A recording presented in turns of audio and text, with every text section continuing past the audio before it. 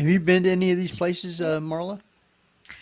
No, I haven't. I didn't know the one about Calabasas, and the one that Barbara was talking about up in Sacramento is kind of halfway between her and me, closer to her, I think, geographically. And like I keep saying, one of these days I'm going to make it to the bridge to nowhere, but I haven't been there yet.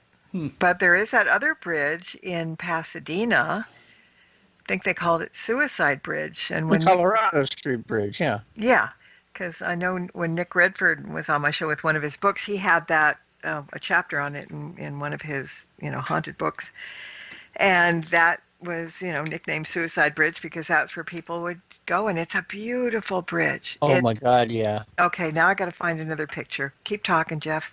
They, yeah, they now have huge fencing over, so it's probably still possible, but it's really difficult to jump now.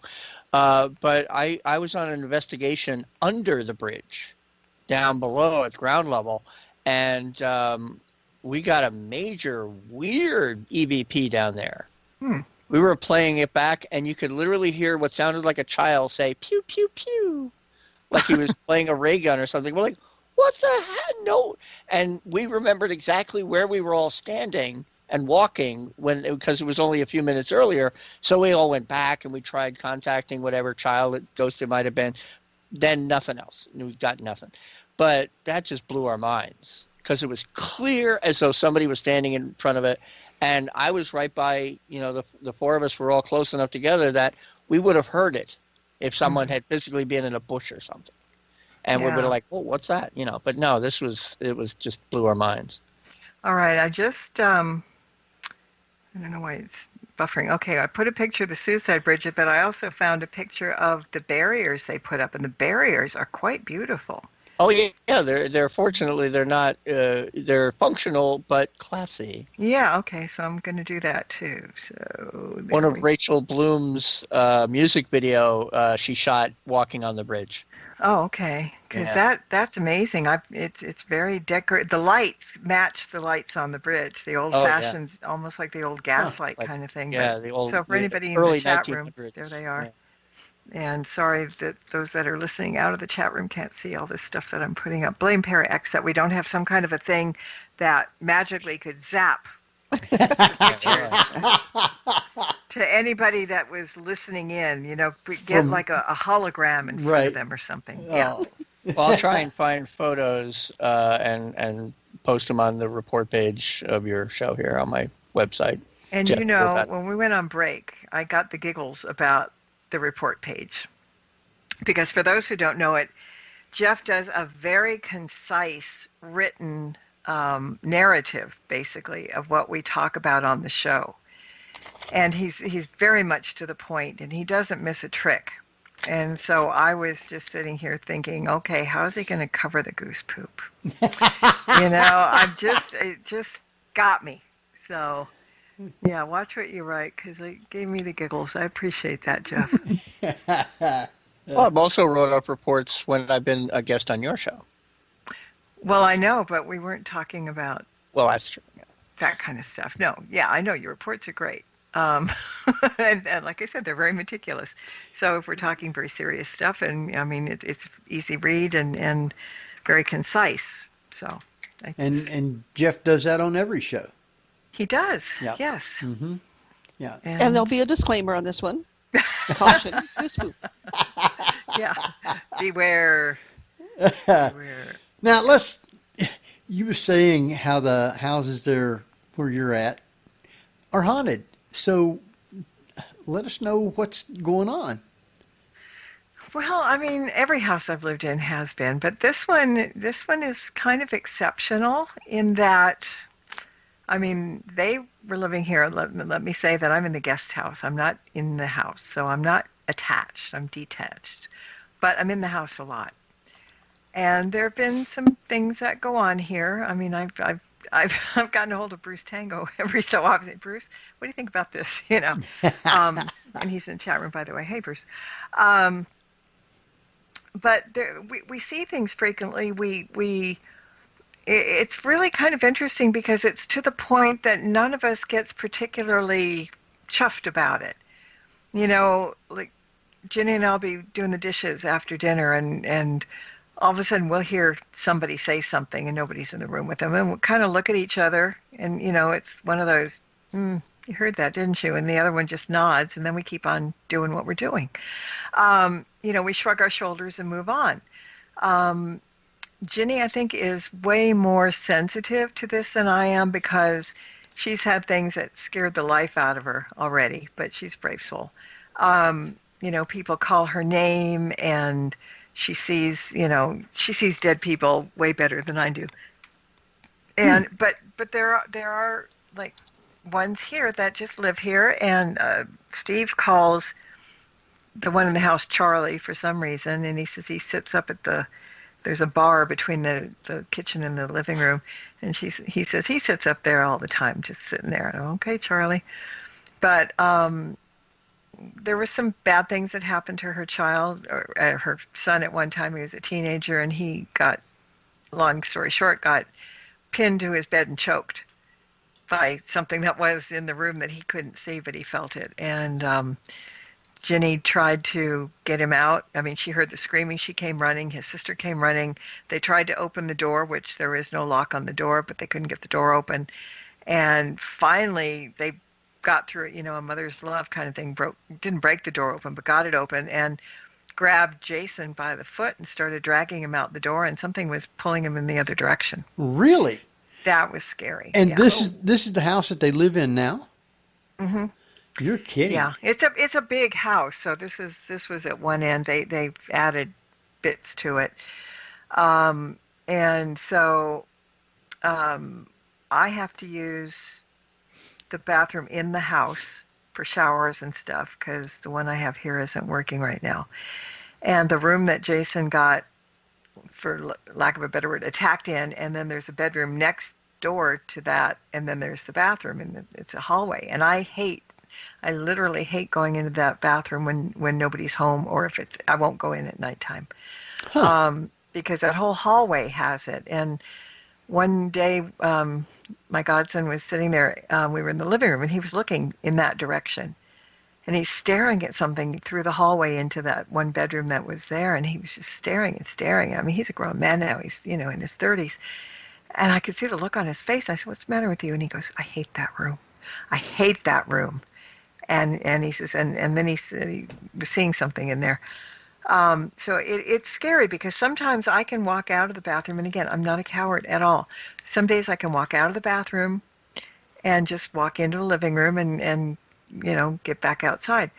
But some days I open that bathroom door and I take one step out and I walk really fast. And there's no reason, but it just, you just get that feeling. And I'm not the only one. I mean, everybody feels it in the house. And Ginny's mom sleeps in the other bedroom up there, and somebody tried to drag her out of bed. Really? And she's like 95. And that bedroom, Ginny said she would never sleep in that bedroom. She could never sleep. And I don't like going in there either. There's just something about that particular part of the house. So we always see things if we're washing dishes. We're in the kitchen looking into the living room through that there's a big hole in the wall, and then you see the living room, and we're always seeing people walking from the left to the right into where that bathroom and those two bedrooms are.